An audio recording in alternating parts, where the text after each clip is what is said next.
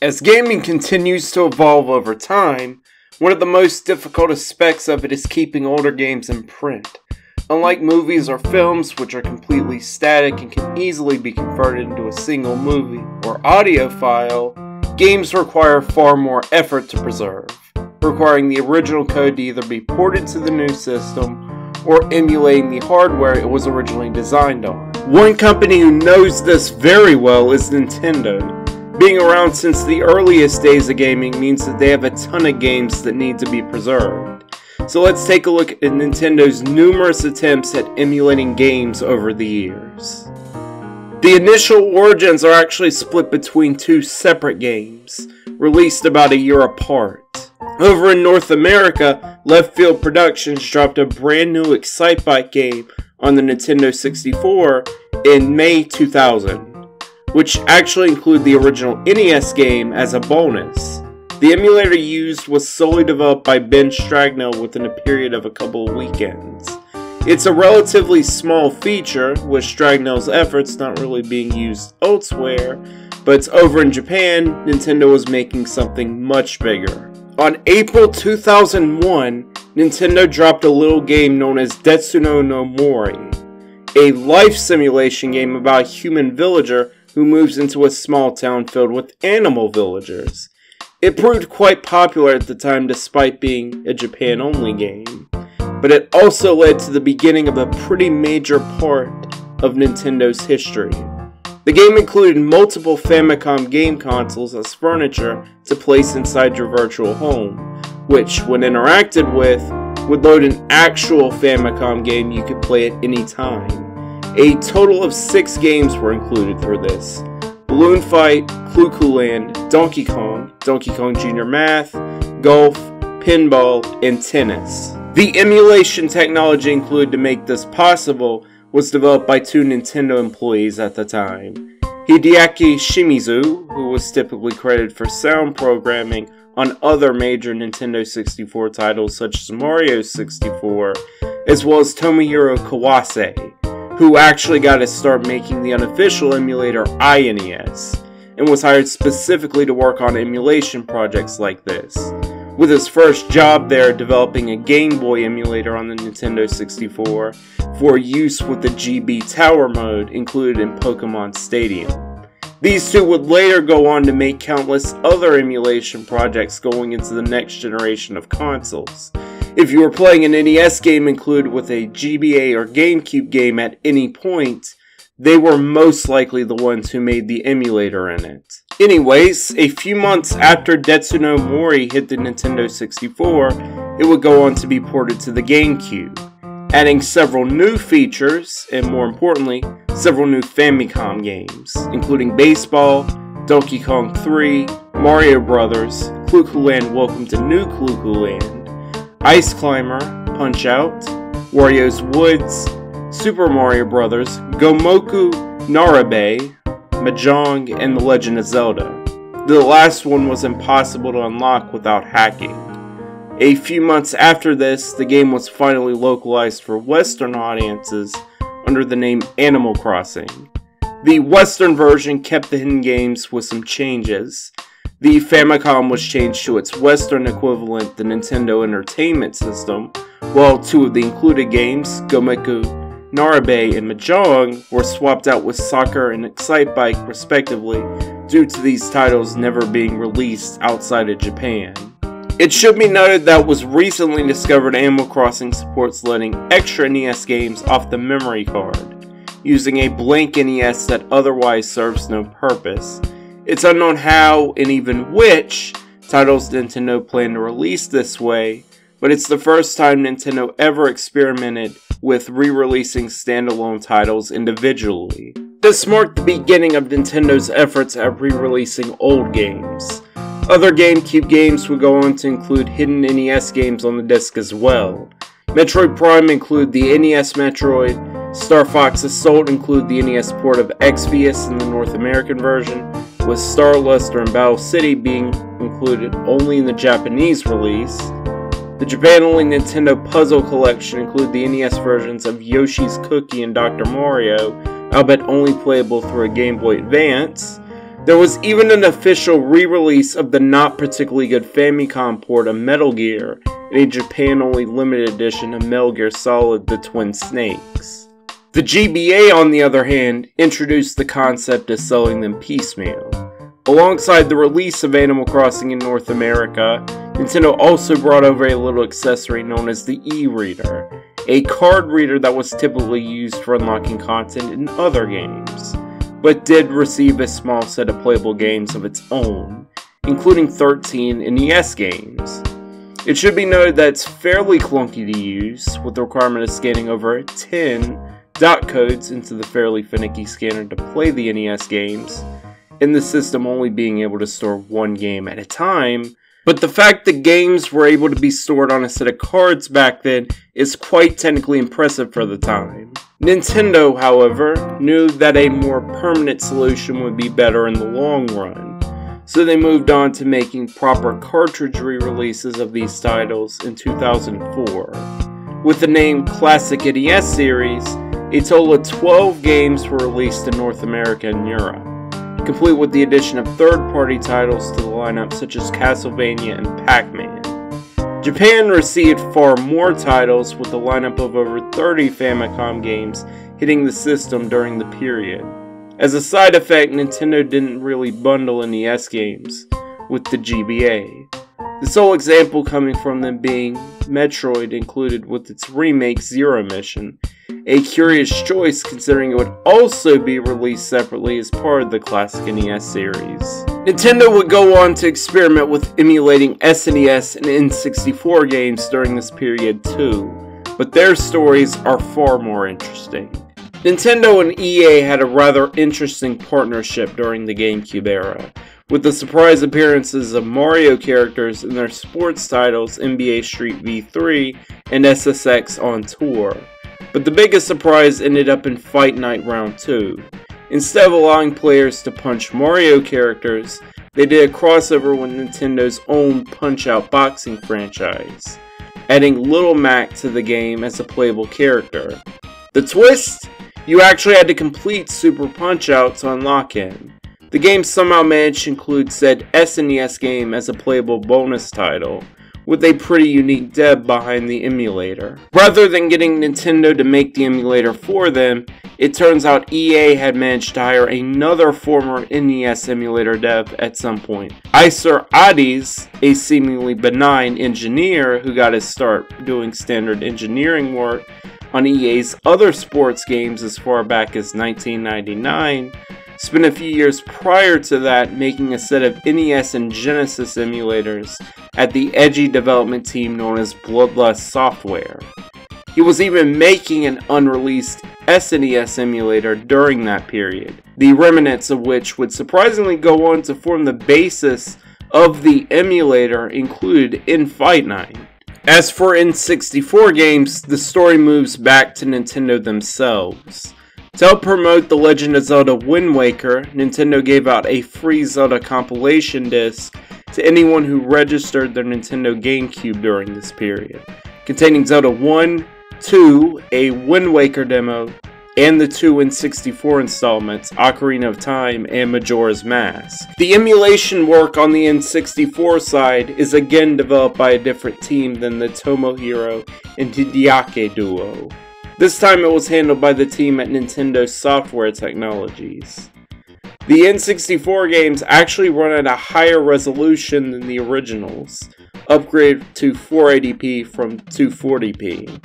However, the emulator doesn't run particularly well, with Majora's Mask specifically having a bad tendency to freeze.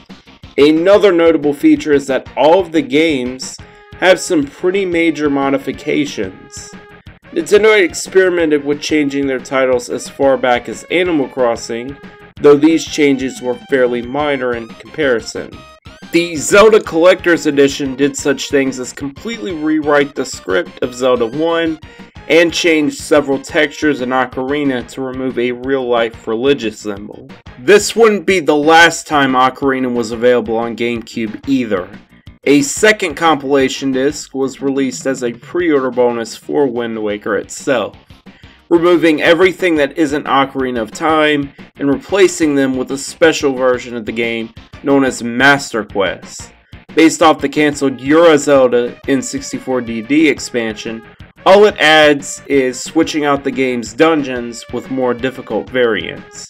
While this may seem disappointing, it should be noted that the original game is only programmed to load dungeon files off the disk drive in the first place, making it highly likely Euro Zelda would have been similar, if not 100% identical, to Master Quest if it was actually released. Regardless, there's one more console that was covered by emulation on the GameCube, and it's certainly not one that you'd expect. Back in 2001, Nintendo released a miniature console known as the Pokemon Mini, effectively a tiny device solely designed to run small games based off the Pokemon franchise. It's certainly not a console you'd think would be re-released in any form, but sure enough, they snuck the console into the Pikachu Raising Sim Pokemon Channel. Not only does the game include a selection of minigames ripped out of the full titles released on the system, they even made a brand new game exclusively for Pokemon Channel, Snorlax's Lunchtime. The emulator itself was solely developed by one guy, Koji Yoshizaki, who made a GBA emulator for usage at GameCube in-store kiosks, which was later reused in Pokemon Box, Ruby, and Sapphire. And with that, the GameCube era was over, bringing forth Nintendo's biggest effort at re-releasing older titles yet.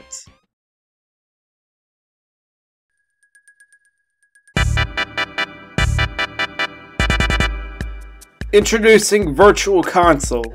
Originally announced during Nintendo's E3 2005 conference, back when the system was still known as the Revolution, we are redefining the term backward compatibility.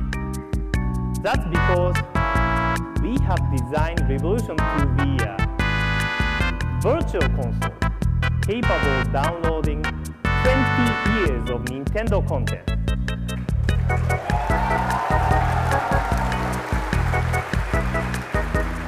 The original announcement confirmed NES, SNES, and Nintendo 64 titles, but this actually wasn't their first attempt at re-releasing older games digitally. Back during the N64 era, it was actually reported that RanNet, which was an online service that was designed for the ill-fated Nintendo 64 disk drive, would have allowed players to purchase Famicom games for a few hundred yen. However, when the RanNet service actually launched in 1999, this feature was never added during its lifespan, though it's highly likely the intended emulator would later go on to be reused in Animal Crossing. On the other hand, Sega's own attempt at such a service, announced about a month prior, did get released, albeit only in Japan. The Dream Library, as it was called, was included with the Dream Passport web browser disk and featured a selection of Genesis and PC Engine games, though the service had a major catch in that you couldn't permanently purchase the games, instead only being able to rent the titles over a period of 2 to 7 days. Regardless, the Virtual Console would end up launching with the Wii itself, with a total of 30 games available at launch in the US split between 5 consoles. The NES, SNES, and N64 were all represented, as previously confirmed. N64 emulation was handled by NST once again, while the NES and SNES development teams are a bit more vague. Though considering Tomohiro was still working at Nintendo as late as 2008, it's likely he did have some involvement with them. More surprisingly, there were 2 third-party systems added to the lineup, the Sega Genesis and the TurboGrafx-16. The former was handled by M2, who had previously helped develop a series of Japan-only Sega game compilations on the PlayStation 2, while the latter appears to be developed by the same company that initially designed the system, Hudson Soft. Post-launch, a few more systems were added to the lineup. The Sega Master System, developed by M2 once again, Commodore 64, developed by a company known as Commodore Gaming and only available in the US and Europe, which is also notable for being the only console to get completely removed off the service, alongside Neo Geo, Japan-only MSX, and even a couple arcade games. these were developed by a particularly interesting company, D4 Enterprise. You most likely haven't heard of the name, but they've actually done a lot of emulation work prior to Virtual Console. Their main project, which actually started in 2001, 3 years prior to the company's founding, is Project Egg, a Japanese subscription service that gives you a selection of retro Japanese PC games with the option to buy more for about 500 yen a month. They've also released several retro game soundtracks under the Egg Music label. Oddly enough, their work on the Virtual Console is one of the few times they developed anything on a game console, with the only other examples being a semi-remake of the GBA game Guru Logi Champ as a DSiWare game, which actually got a US release under the name of Snapdots, as well as developing the emulated versions of Metal Gear 1 and 2 included in the Metal Gear Solid HD collection. It should also be noted that a small set of the MSX and arcade titles were also co-developed by M2. I'm not sure why exactly they were brought on for them specifically, but they're listed on their website. The Virtual Console featured several particularly unique experimental features during its life cycle. For one, they actually released some formerly regional exclusive games elsewhere, with notable examples including US releases of Treasure's cult classic N64 title Sin and Punishment, the pre-Pokemon Sega console exclusive Game Freak title Pulseman, and even a proper European release of Super Mario RPG. These titles were typically not localized in English, with one of the few exceptions being Monster World 4, most likely thanks to M2 being involved with that. And their translation would go on to be used with later re-releases of the game on other digital services. While most Virtual Console games didn't receive new content, one exception was Pokemon Snap of all games. To simulate the N64 version's ability to print out your photos by bringing the cartridge to a special kiosk, Nintendo allowed you to send in-game photos to your friends using the Wii message board. You probably weren't aware that there was a couple of Virtual Console games with full online support, but this was a thing that actually happened thanks to M2. The titles, which include the arcade versions of Puyo Puyo 1 and 2, as well as the Mega Drive version of Super Street Fighter 2, were sadly never released outside of Japan. But it's an idea that Nintendo themselves would try out later. 2 Wii console bundles included what were practically official ROM hacks. Europe received Donkey Kong Original Edition, an enhanced version of the NES Donkey Kong that re-implements the Cement Factory level and adds more animations to make it closer to the original arcade version, while a US bundle included the far less interesting Super Mario Bros. 25th Anniversary Edition, a slightly modified version of Super Mario Bros. That just edits the question mark blocks into 25 blocks. The DK hack would go on to make a temporary return appearance as part of a 2012 Club Nintendo promotion, while the Super Mario Bros. Hack was, unsurprisingly, never seen again. One cool concept that Nintendo played around with was selling controllers that were identical to the original consoles. At E3 2005, Nintendo privately showed off a briefcase containing recreated versions of the NES, SNES, N64, Sega Genesis, and TurboGrafx-16 controllers that you could connect to the Wii remote. None of which were actually released. Well, the SNES controller was, but it was a very limited Club Nintendo reward that was only released in Japan and Europe, leaving every other console and SNES players in North America to just stick with the somewhat SNES-esque classic controller for most Virtual Console titles. Despite the existence of Virtual Console, that didn't stop Nintendo from releasing retail re-releases. Smash Bros. Brawl included time demos of several games, but there was also a couple of full collections available. The SNES compilation Super Mario All-Stars was inexplicably printed on a Wii disc and bundled with a soundtrack and art book for Mario's 25th anniversary, while Kirby's 20th anniversary brought forth a Dream Collection with much more effort put into it. Sadly, Nintendo is shutting down the Wii Shop Channel on January 30th, 2019, with the ability to add Wii points having already been removed back on March 26th.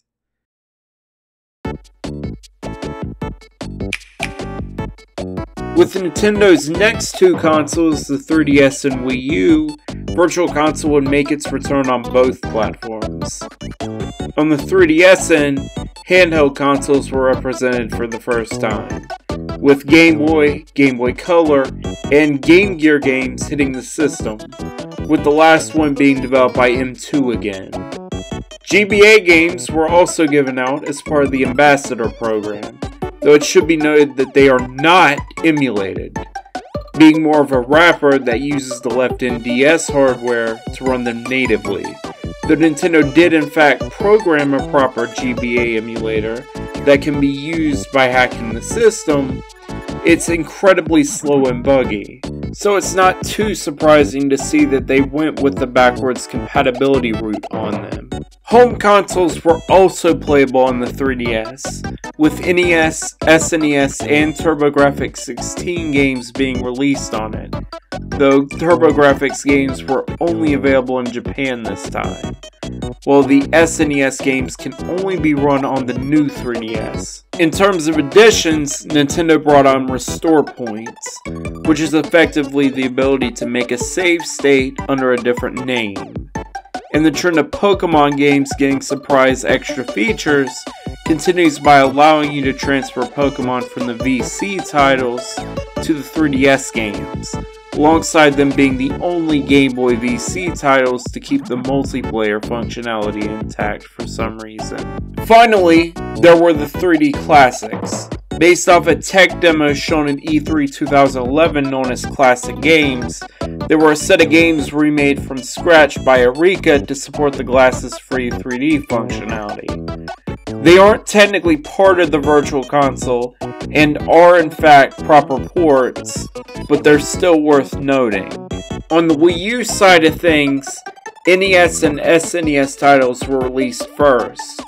There was a special promotion where Nintendo gave out a series of games for 30 cents to celebrate the 30th anniversary of the Famicom, while N64, TurboGrafx-16, and MSX games returned from the Wii later on. 3 new consoles would be added to the lineup as well. GBA games were introduced, with emulation work being done by the usually third-party M2, a particularly interesting twist. DS games were brought on, developed by Nintendo European Research and Development, or NERD for short. They would go on to become a major part of Nintendo's current emulation efforts. And finally, Wii games were available. Though like the GBA games on 3DS, these are not emulated. But the wrapper, also developed by NERD, does at least add the ability to play some games using the Wii U gamepad. Unfortunately, the emulation on those first 3 consoles suffers from a pretty major flaw. The emulation is fine, but for some odd reason, the graphics are much darker than they are on real hardware in Nintendo's previous emulators, as well as having a particularly bad smoothing filter placed over them. It's unknown why exactly the games were changed like this, but general speculation is that was done to reduce the risk of seizures. Finally, there were 2 more official ROM hacks made during the Wii U/3DS era. Super Mario 3D World included Luigi Bros, and NES Remix 2 includes Super Luigi Bros. As the title suggests, they are modified versions of Mario Bros. And Super Mario Bros. Respectively that replace Mario with Luigi. They were both made to celebrate the year of Luigi and have very few changes outside of the character swap. Then on July 14th, 2016, Virtual Console was replaced. Plug-and-play retro consoles aren't a new thing, with the first actual example probably being the Activision TV game system released back in 2001. But it seemed unlikely that Nintendo would ever get into that market before this point. But sure enough, they introduced the NES Classic Mini. Developed by Nerd, it's exactly what the title suggests. A miniature NES with 30 games. The replicant controllers use the same connector as the classic controller, making them fully compatible with the Wii and Wii U VC, and the emulation is fixed up. Not only are the darkened graphics repaired, instead using a slight, barely noticeable blur effect to reduce seizures instead, but there's also several quality of life improvements compared to the previous emulators, such as multiple restore points and screen settings. The system would prove to be very popular. A bit too popular as it turns out, considering the stock problems in its early days. Similar scene in Atlanta, right there. Shoppers also waiting for the Nintendo NES Classic as well, but the Hatchimals, who knew, the hot Christmas toy of the season. The SNES would go on to receive its own mini console, and a second Famicom Mini was made that includes licensed games based off of Shonen Jump properties. One game included in the SNES Mini is particularly notable for being formerly unreleased. Star Fox 2 was announced back in 1995 and was cancelled due to the impending release of the Nintendo 64. Despite the fact the game was basically complete by that point, it remained in Nintendo's archives for several years before finally finding a home in this console. The mini consoles would then go on to form the basis of the Switch Online NES collection, Nintendo's most recent emulation project as of this video. It adds proper online play to the NES library, marking the first time such a feature is available outside of Japan. Another project being done on the Switch is the Arcade Archive series. Developed by Hamster, a company that has been emulating arcade games since 2005. Nintendo Switch owners received an exclusive set of Nintendo games for the series, including titles such as Donkey Kong and Sky Skipper. This is actually the first time said games have been re-released in any form, surprisingly enough, as Virtual Console Arcade ended up being limited to third-party devs. Finally, the last modern-day emulation project at Nintendo is easily the most surprising.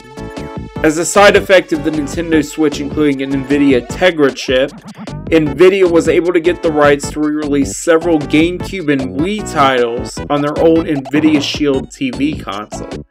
I bet only in China. Nintendo's relationship with China is particularly interesting as they spent several years publishing consoles there with the help of a Chinese company known as iQue. But with the infamous ban on game consoles being reversed in 2015, they now solely work on localizing Nintendo games in Chinese.